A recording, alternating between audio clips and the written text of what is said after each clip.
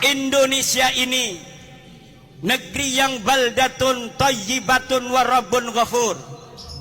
Islam datang dibawa oleh Wali Songo. Islam datang dibawa oleh Wali Songo. Islam datang dibawa oleh Wali Songo. Islam datang dibawa oleh Islam datang dibawa oleh Islam datang dibawa oleh Islam datang, catat, dibawa oleh Wali Songo yang sekarang Nahdlatul Ulama mengkristalkan ajaran Islam Wali Songo dengan tawaran konsep Islam Nusantara. Kita Islam, tapi kita Nusantara. Kita Islam, tapi kita adalah Indonesia.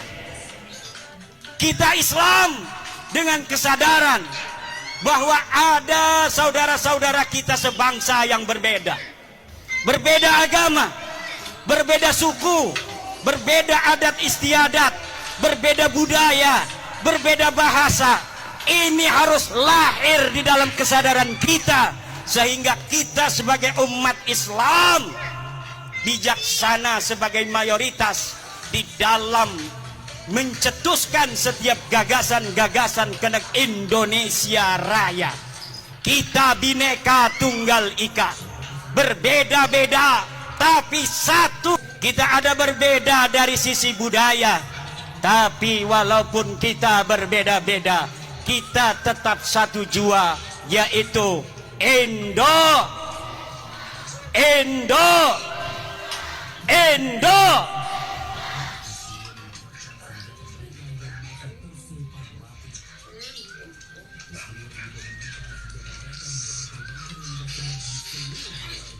Para pendahulu kita mengatakan bahwa kemerdekaan Republik Indonesia ini adalah atas berkat rahmat Allah. Lihat dalam Undang-Undang Dasar. Dan sesungguhnya kemerdekaan itu ialah hak segala bangsa. Dan oleh sebab itu, maka penjajahan di atas dunia ini harus dihapuskan karena tidak sesuai dengan pri keadilan dan pri kemanusiaan. Indonesia harus bersatu dan pertama harus merdeka. Karena di dalam undang-undang yang disebutkan bukan bersatu terlebih dahulu. Bersatu kalau masih ada satu suku bangsa merasa lebih tinggi derajatnya dari bangsa lainnya di Indonesia.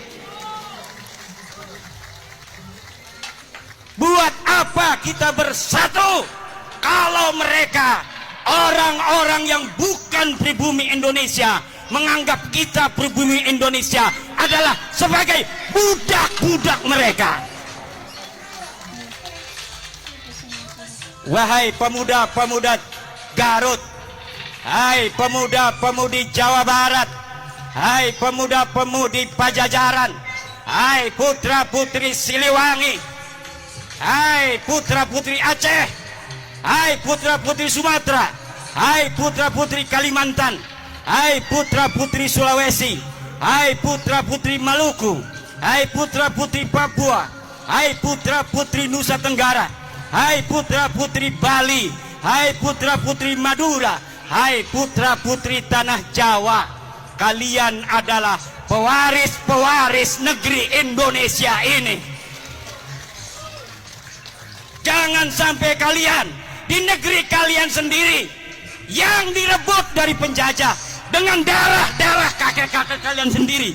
Kemudian negeri ini, kehormatan kalian, kalian gadaikan, kalian jadikan hal yang menghinakan daripada perjuangan kakek-kakek kalian sendiri, jangan menjadi budak dari bangsa-bangsa selain kalian.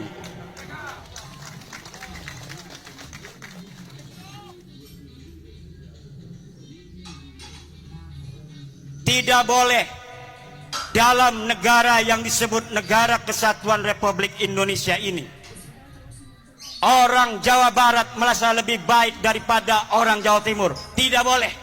Kita adalah sama.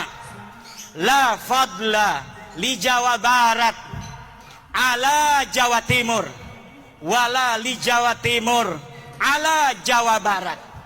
Kullukum min Adam wa Adam min turab. Semua kalian adalah ada darahnya turunan Nabi, yaitu Nabi Adam, dan Adam berasal daripada tanah. Maka kalian dengan yang lainnya adalah sederajat. Yang membedakan kalian dengan yang lainnya hanyalah ilmu pengetahuan kalian. Yang membuat kalian mulia adalah takwa kalian, bukan nasab dan darah kalian.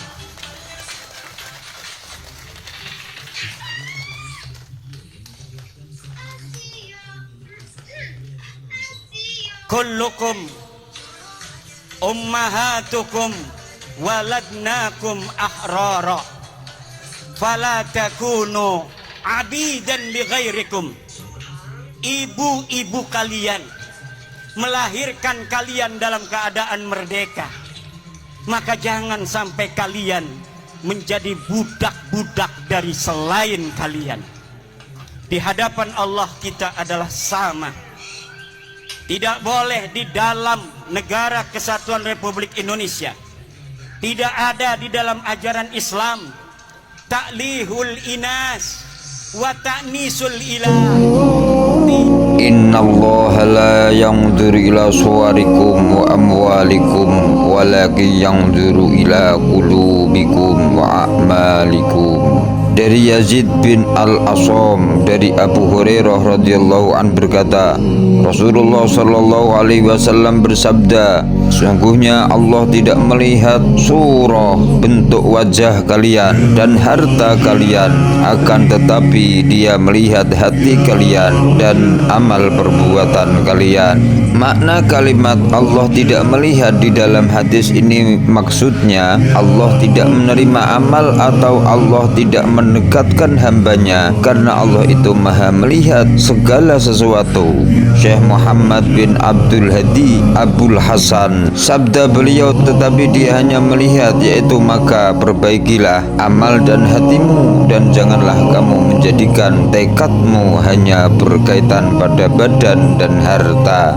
Kemungkinan yang dimaksud dalam melihat atau tidak melihat adalah Allah tidak menerima atau mendekatkan sesuatu dengan sebab penampilan menarik dan banyak uang, serta tidak menolaknya dengan kebaikannya, tetapi Allah hanya menerima yang amal soleh dan keikhlasan hati dan menolaknya dengan kebaikannya. Jika tidak ada sesuatu pun yang luput dari pandangan Allah, tidak ada sesuatu pun yang luput dari pandangan Allah Ta'ala, dan Allah lebih mengetahui. Memahami hadis harus dengan mengumpulkan hadis-hadis di dalam bab yang sama, kemudian difahami secara utuh. Jika tidak bisa menyebabkan salah faham, karena hadis-hadis sering diriwayatkan dengan banyak jalur yang semuanya saling melengkapi dan menjelaskan, sebagaimana hadis Abu Hurairah yang pertama diriwayatkan tetapi Dia melihat hati kalian, sedangkan hadis Abu Hurairah yang kedua diriwayatkan tetapi Dia melihat hati kalian dan amal perbuatan kalian.